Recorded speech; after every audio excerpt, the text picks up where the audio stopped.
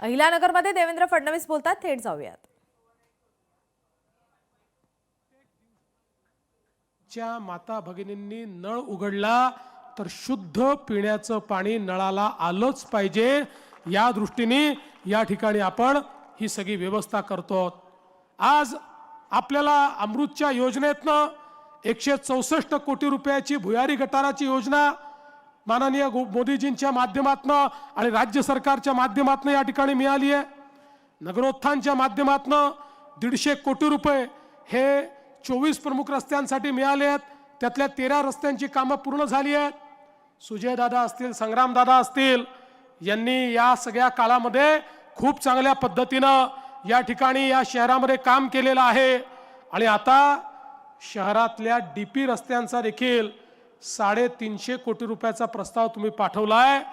तुम्ही काळजी करू नका, केवळ शहराला आणि जिल्ह्याला अहिल्यानगर नाव देऊन आम्ही थांबणार नाही आहोत.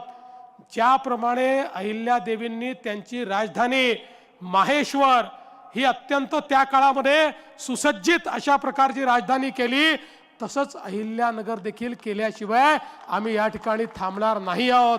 आणि म्हणून डीपी रोडचा विषय असेल, या ठिकाणी क्रीडा संकुलाचा विषय असेल, या सगळ्या गोष्टी या ठिकाणी करण्याचा प्रयत्न हा निश्चितपणे आम्ही करणार आहोत.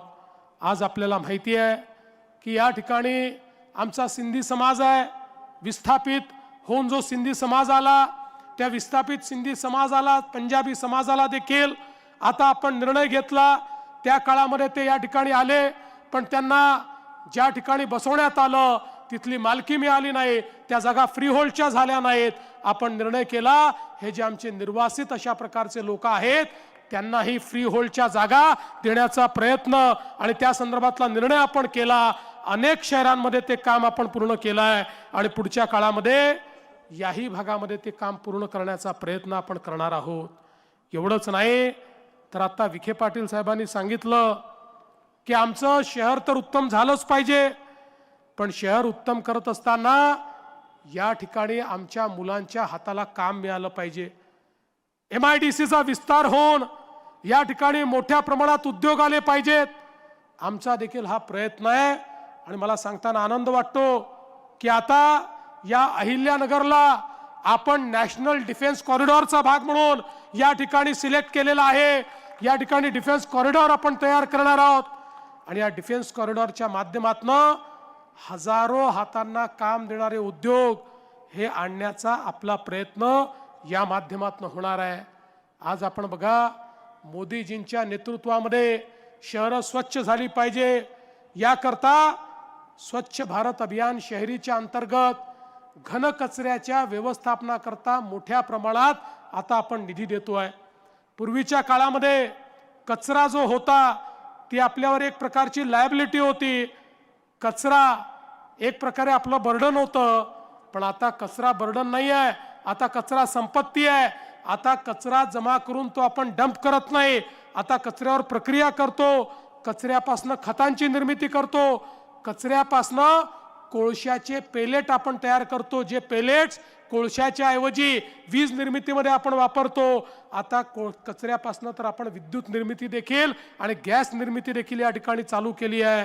आणि म्हणून या अहिल्यानगर शहरामध्ये देखील जो काही कचरा आहे त्या कचऱ्यावर 100% प्रक्रिया करण्याकरता या ठिकाणी माननीय प्रधानमंत्री महोदयाच्या योजनेच्या अंतर्गत आम्ही आपल्याला मदत करू आणि एक स्वच्छ अशा प्रकारचा अहिल्यानगर हे आपल्याला कसं तयार करता येईल हा प्रयत्न देखील पुढच्या काळामध्ये आपल्याला करायचा आहे. बंधू भगिनींनो, आत्ताच मला घोटाळ्यांच्या संदर्भातलं निवेदन एक मिळालेलं आहे. हे खरं आहे, काही लोकांनी वेगवेगळ्या कंपन्या स्थापून गरीब माणसाकडनं डिपॉझिट घेऊन त्या ठिकाणी चेन तयार केली आणि त्या माध्यमातून गरीबाला लुबाडण्याचं काम केलं आहे. त्यांना आम्ही सोडणार नाही. तुमची जी मागणी आहे की याला CBI कडे दिलं पाहिजे, निश्चितपणे देशाच्या गृहमंत्र्यांची चर्चा करून मी देखील त्यांना विनंती करेन की हे घोटाळे CBIच्या मार्फत या ठिकाणी तुम्ही चौकशीला घ्या आणि जे जे लोकांनी गरीबाचा पैसा खाल्ला असेल त्याला जेलची हवा खायला त्या ठिकाणी पाठवा आणि त्याच्याकडनं गरीबाचा पैसा परत आणून तो गरीबाला परत द्या. हे देखील पुढच्या काळामध्ये आपल्याला निश्चितपणे करायचं आहे. खरं म्हणजे बंधू भगिनींनो, आपल्याला याची कल्पना आहे. 1 वर्षापूर्वी राज्याच्या विधानसभेच्या निवडणुका झाल्या. महायुतीला अतिशय भक्कम अशा पद्धतीनं आपण निवडून दिलं. एक प्रकारे विक्रमी अशा प्रकारच्या आमच्या जागा आल्या. इतक्या मोठ्या प्रमाणात जागा आल्यानंतर काही लोकांनी म्हणणं सुरू केलं की आता बघा, या महायुतीवाल्यांना, भाजपवाल्यांना कोणाची गरज उरलेली नाही, त्यामुळे आता हे पहिलं काम काय करतील तर म्हणाले लाडकी बहीण योजना हे बंद करतील. आता 1 वर्षापेक्षा जास्त काळ गेला, लाडकी बहीण योजना सुरूच आहे. आणि लाडक्या बहिणींनो, जोपर्यंत तुमचा देवाभाऊ मुख्यमंत्री आहे, लाडकी बहीण योजना सुरूच राहील, ती कोणी बंद करणार नाही. पण संग्राम दादा, सुजय दादा, मी तुम्हाला एक गोष्ट सांगण्याकरता आलो आहे. आता माझ्या लाडक्या बहिणींना केवळ लाडकी बहीण ठेवू नका. आता मोदीजींनी लखपती दीदीची योजना सुरू केली आहे. आता माझ्या लाडक्या बहिणींना आपल्याला लखपती दीदी बनवायचं आहे. महाराष्ट्रामध्ये 50 लाख लखपती दीदीचा आकडा आम्ही पार केलाय. लवकरच 1 कोटी लाडक्या बहिणी लखपती दीदी होणार आहेत. आता पुढच्या वेळेस मी अहिल्यानगरला आल्यानंतर आमचे जे कोणी महापौर असतील, नगरसेवक असतील आणि तुम्ही जे सगळे या ठिकाणी नेते आहेत, यांना विचारणार आहे की माझ्या अहिल्यानगरच्या किती लाडक्या बहिणींना तुम्ही लखपती दीदी केलं, याचं उत्तर तुम्हाला त्या ठिकाणी द्यावं लागणार आहे.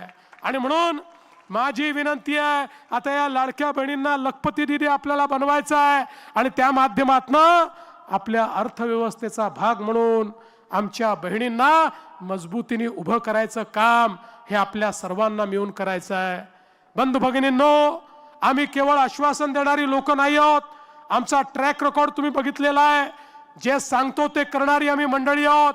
प्रयत्नपूर्वक विकास झाला पाहिजे अशा पद्धतीनं काम करणारी आम्ही मंडळी आहोत. केवळ कोणावर टीका टिप्पणी करण्याकरता मी या ठिकाणी आलो नाही, मी ती केली देखील नाही.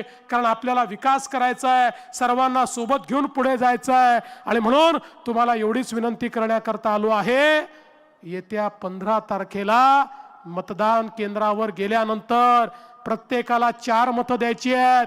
फार कन्फ्युजन करू नका. मतदान केंद्रावर गेल्यानंतर मशीनवर कमळ कुठे आणि घड्याळ कुठे आहे, या 2च गोष्टी बघा. जिथे कमळ दिसेल तिथे कमळ दाबा, घड्याळ दिसेल तिथे घड्याळ दाबा आणि त्या ठिकाणी तुम्ही बाहेर या.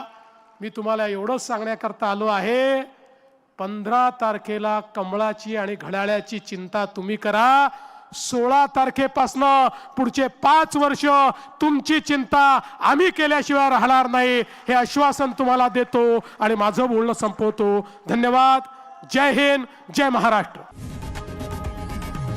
लोकशाही मराठी ऐका, पहा, जागरूक रहा.